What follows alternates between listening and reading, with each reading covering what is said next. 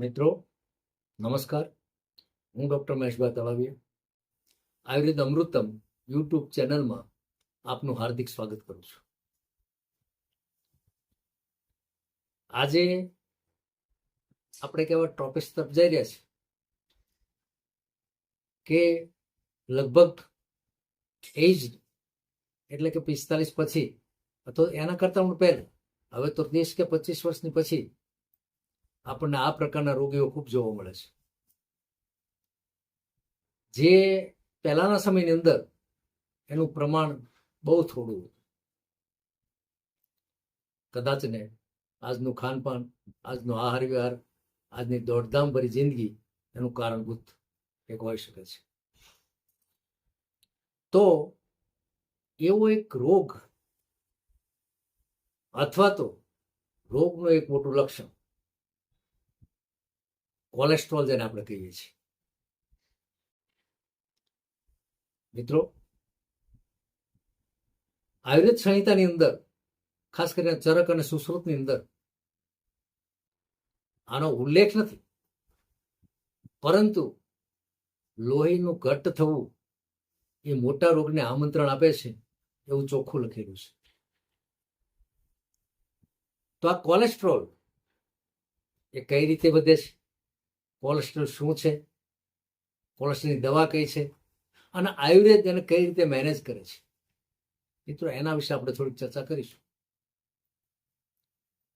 તો કોલેસ્ટ્રોલ વધવું એક આખી થિયરી એવી છે કે એ હંમેશને માટે 150 ની નીચે રહેવું જોઈએ.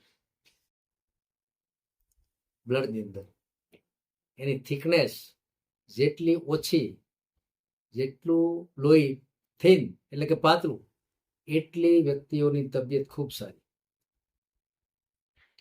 જ્યારે વધે છે ત્યારે 200 mg કે વધારે 250 ઉપર 300 ની આજુબાજુ જ્યારે જાય છે, ત્યારે એથી પીડાતા રોગીને તકલીફ વધી જાય છે.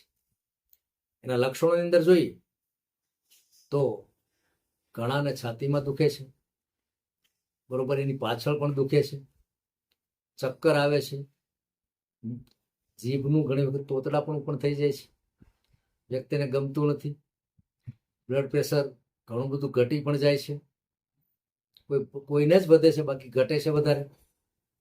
અને બીજા નંબરની અંદર હાથ પગની અંદર ખાલી પણ ચડે છે, અને એટેક જેવી પરિસ્થિતિ પણ ઉત્પન્ન થાય છે કોલેસ્ટ્રોલ. તો આ બધા લક્ષણો કોલેસ્ટ્રોલના છે.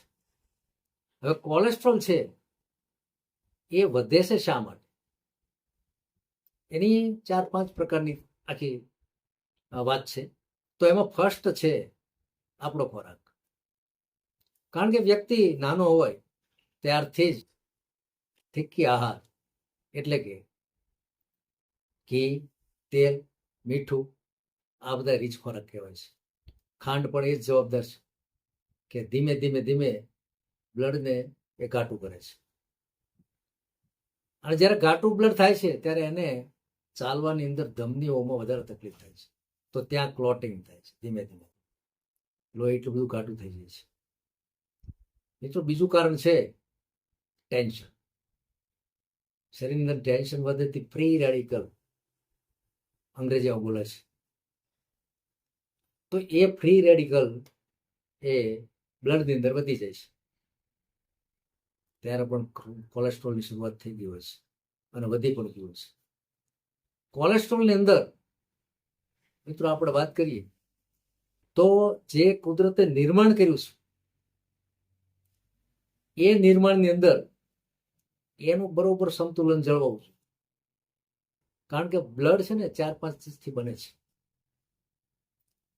એને પાતળું રાખવું એ વ્યક્તિની પોતાના હાથની વાત છે. મિત્રો, એના વિશે એલોપેથી તો ઘણી બધી દવાઓ છે, તત્કાલ ફલપ્રદ દવાઓ પણ છે, પરંતુ એ દવાના આપણે એડિક્ટ થઈ જઈએ છીએ, કાયમી દવાને લેવી પડે છે. તો આમાંથી છુટકારો મેળવવા માટે વનસ્પતિજન્ય આયુર્વેદની અંદર ઘણી બધી દવાઓ છે. યોગ્ય પરેજી પાળી અને જો લેવામાં આવે તો કોલેસ્ટ્રોલ સમયાંતરે મટે જ.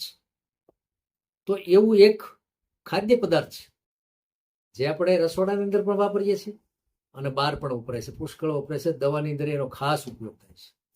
તો એ છે લસણ. મિત્રો, લસણ છે એ માત્ર 2 કળી એ સવારની અંદર ઉઠી અને ભૂખ્યા પેટે ચાવીને ઉતારી જવામાં આવે. મધ સાથે ઉતાર વધારે સારું. ડાયાબિટીસ વાળાને મધ લેવાની મનાય છે. તો સાજા વ્યક્તિઓને માત્ર કોલેસ્ટ્રોલ પીડાય છે, એ લોકોએ મધ સાથે 2 કળી રોજે રોજનું સેવન કરે તો સમય જતા 2-4 મહિને એ મટી જાય છે. બીજું છે અર્જુન, જેને આપણે ગુજરાતી ભાષામાં હાજર કહીએ છીએ. એની ફ્રેશ છાલનું ચૂર્ણ ન મળે તો ક્યાંયથી વૃક્ષ હોય તો કોઈને કહેવાથી ઉતારી આપે છે.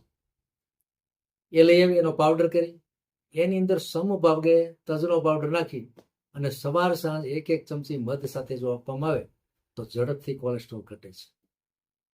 મિત્રો, લસણ, લીંબુ અને આદુ આ ત્રણેનો રસ કાઢી યોગ્ય માત્રામાં, એટલે બધો સરખો, અને એને જો ગરમ પાણી સાથે રોજે રોજ લેવામાં આવે 2 થી 3 ચમચી સવારે 2 થી 3 ચમચી સાંજે, તો ચોક્કસ લોહી એ પાતળું થાય છે, જેને બ્લડ થિનર કહેવામાં આવે છે.